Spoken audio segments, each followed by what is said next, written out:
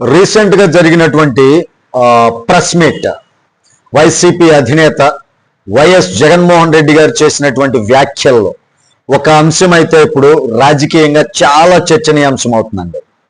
ఆయన ఆరోపణ ఏంటంటే సీఎం చంద్రబాబు నాయుడు గారు, అదేవిధంగా ఆయన కొడుకైనటువంటి మంత్రి నారా లోకేష్ గారు, అదేవిధంగా వాళ్ళకి మద్దతు ఇస్తున్నటువంటి డిప్యూటీ సీఎం పవన్ కళ్యాణ్ గారు తలా ఒక విమానం, ఒక హెలికాప్టర్ వేసుకొని గాలిలో తిరుగుతున్నారు, వీళ్ళకి ఇదే పని అన్నట్లుగా విమర్శించడం జరిగింది.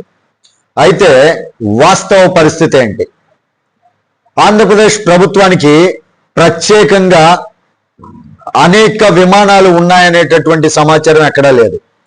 సాధారణంగా అవసరమైనప్పుడు, అది కూడా ప్రభుత్వానికి సంబంధించినటువంటి కార్యకలాపాలు ఉన్నప్పుడు చార్టర్డ్ ఫ్లైట్స్ లేదా హెలికాప్టర్స్ బుక్ చేసుకోవడం అనేది రాజకీయ నాయకుల వద్ద సాధారణమైనటువంటి పద్ధతి. చార్టర్డ్ ఫ్లైట్స్ అంటే కమర్షియల్ ఫ్లైట్ కాకుండా ఒక విమానం మొత్తాన్ని అవసరానికి అనుగుణంగా అద్దెకు తీసుకోవడం. అందువల్ల జగన్మోహన్ రెడ్డి గారి యొక్క వ్యాఖ్యల ఉద్దేశం ఏంటి అంటే, ఈ నేతలు తరచుగా చార్టర్డ్ ఫ్లైట్స్ ఉపయోగిస్తున్నారనేది ఆయన విమర్శించడం అనేది దీనిలో ఉన్నటువంటి అర్థం చేసుకోవాల్సినటువంటి విషయం. మనం అసలు లోకేష్ ప్రయాణాలపై వివాదం ఎక్కడ వచ్చిందంటే, ఆయన ఏం ప్రస్తావించారు అంటే ప్రెస్ మీట్ లో, నారా లోకేష్ గారు తరచుగా హైదరాబాద్ లేదా ఇతర ప్రాంతాలకు వెళ్తున్నారనేటటువంటిది విమర్శ. అయితే లోకేష్ షెడ్యూల్ ఎక్కువగా బహిరంగంగానే ఉంటుంది. కుటుంబం, వ్యాపార సంబంధిత కారణాలతోటి హైదరాబాద్ ప్రయాణాలు జరుగుతాయని ఆయన అనుచరులు చెబుతూనే ఉన్నారు. ఇక ప్రతిపక్ష నేతగా ఉన్నటువంటి సమయంలో జగన్మోహన్ రెడ్డి గారు బెంగళూరు ప్రయాణాలు తరచుగా చేసినటువంటి విషయాన్ని ప్రత్యర్థులు గుర్తు చేస్తున్నారు. అందువల్ల ఈ విమర్శ అనేది రాజకీయ వాదనగా మారిందండి. లోకేష్ గారు కొలంబో వెళ్ళి మ్యాచ్ చూశారనేటటువంటి వ్యాఖ్యలపై కూడా చర్చ జరిగింది. ఇక్కడ ప్రధానమైనటువంటి ప్రశ్న ఏంటంటే, ప్రయాణం వ్యక్తిగత ఖర్చుతోనా లేక ప్రభుత్వ ధనంతోనా? ఇది స్పష్టంగా ఆధారాలతో బయటకు రాకపోతే ఆరోపణలు రాజకీయ ఆరోపణలుగానే మిగిలిపోతాయి. అదే నిన్న జరిగినటువంటి ప్రెస్ మీట్ ఏదైతే జగన్మోహన్ రెడ్డి గారు మాట్లాడారో కొలంబో క్రికెట్ మ్యాచ్ గురించి, అవి ఆధారాలతో సహా మాట్లాడి ఉన్నట్లయితే ఇది రాజకీయ ఆరోపణలుగా కాకుండా ఆయన ప్రశ్నించేటటువంటి వ్యక్తిగా ఒక గుర్తింపు వచ్చేది. ఓకే, క్రికెట్ మ్యాచ్ చూడటానికి విదేశాలకు వెళ్ళడం వ్యక్తిగత ఆసక్తి, ఆర్థిక సామర్థ్యంపై ఆధారపడి ఉంటుంది. అంటే లోకేష్ గారు కొలంబోలో మ్యాచ్కి వెళ్ళారంటే ఆయనకున్నటువంటి వ్యక్తిగత ఆసక్తి మరియు ఆయన యొక్క ఆర్థిక సామర్థ్యంపై ఆధారపడి ఉంటుంది. అందువల్ల రాజకీయ విమర్శగా నిలవాలంటే ప్రభుత్వ నిధుల వినియోగంపై స్పష్టమైనటువంటి ఆధారాలు అవసరం. ఇక్కడ జగన్మోహన్ రెడ్డి గారు చేసిందేంటి? నిన్న ప్రెస్ మీట్ లో ఎలాంటి ఆధారాలు లేకుండా ఆయన మాట్లాడటం జరిగింది. ఇది అసలు పొలిటికల్ క్రిటిసిజం ఎలా బలపడుతుంది ఈ విషయంలో?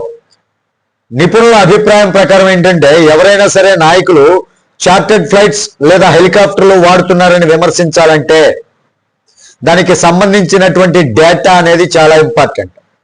యాక్చువల్గా చూసినట్లయితే గత ప్రభుత్వ ఖర్చుల డేటా, ప్రస్తుత ప్రభుత్వ ఖర్చుల డేటా, ఈ రెండింటితో కూడినటువంటి పోలికతో కూడినటువంటి ఫిగర్స్, ఇవి బయట పెడితేనే కదా ప్రజలకు ఒక స్పష్టత వచ్చేది.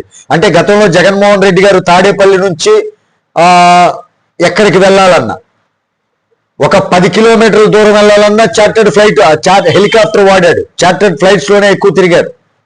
మరి ఆయన ప్రభుత్వంలో ఉండేటప్పుడు ఎంత ఖర్చు అయింది ఫ్లైట్ ఖర్చులు, ఇప్పుడు ప్రస్తుతం ప్రభుత్వ ఖర్చుల డేటా, ఇవి మొత్తం కూడా సరిపోల్చితే ఆధారాలతో సహా బయట పెట్టినట్లయితే ప్రజలకు ఒక స్పష్టత వచ్చేది కదా. ఓన్లీ రాజకీయ ఆరోపణలు చేస్తే సరిపోతుందా ప్రెస్ మీట్ లో? ఇక్కడ సారాంశం ఏంటంటే, విమానాలు, హెలికాప్టర్లు వాడటం రాజకీయాల్లో అసాధారణమేం కాదు. సాధారణంగా ప్రభుత్వ కార్యకలాపాలపైన తిరుగుతూనే ఉంటారు. అసలు వివాదం ఎక్కడ వస్తుంది? ఖర్చు ఎవరిది అన్న దానిపైన కదా. ఇప్పుడు లోకేష్ గారు కొలంబో క్రికెట్ మ్యాచ్ కి వెళ్ళారంటే ఆ క్రికెట్ మ్యాచ్ కి వెళ్ళటం కోసం ఫ్లైట్ టికెట్లకు కావచ్చు, ఆయన పెట్టినటువంటి ఖర్చు ఎవరిది అనేది సాక్ష్యాధారాలతో సహా నిన్న ప్రెస్ మీట్ లో నిరూపణ చేసి ఉన్నట్లయితే జగన్మోహన్ రెడ్డి గారు ఈరోజు నెంబర్ 1 జనాల దృష్టిలో ఓకే నిజాయితీ పరుడు అన్నట్టు ఉండేది కదా. మరి అదేమి సాక్ష్యాధారాలతో లేకపోతే ఇది కేవలం ఏదో ఒక విమర్శ చేయాలి అన్న ఉద్దేశంతో చేసినట్లుగానే కనపడుతుంది. ఓన్లీ ఇవి ఆధారాలు లేకుండా చేసేటటువంటి విమర్శలు ఎలా ఉంటాయంటే రాజకీయ వాదనలుగానే మిగిలిపోతాయి. అసలు ఇది మొత్తం చూస్తే ఈ అంశం రాజకీయ ఆరోపణల స్థాయిలోనే ఉండి స్పష్టమైనటువంటి డేటా వెలుగులోకి వస్తేనే నిజ పరిస్థితి ఏంటి అనేది బయటపడుతుంది అన్నమాట. మరి ఈ అంశం పైన మీరేమనుకుంటున్నారు అనేది కామెంట్ రూపంలో తెలియజేయండి. వీడియో మీకు నచ్చితే ఖచ్చితంగా లైక్ చేయండి, ఛానల్కి సబ్స్క్రైబ్ చేసుకున్నాను కొంచెం సపోర్ట్ చేయండి. తిరిగి ఇలాంటి అనాలిసిస్ వీడియోతో మీ ముందుకు వస్తాను. అప్పటి వరకు సెలవు. జై హింద్.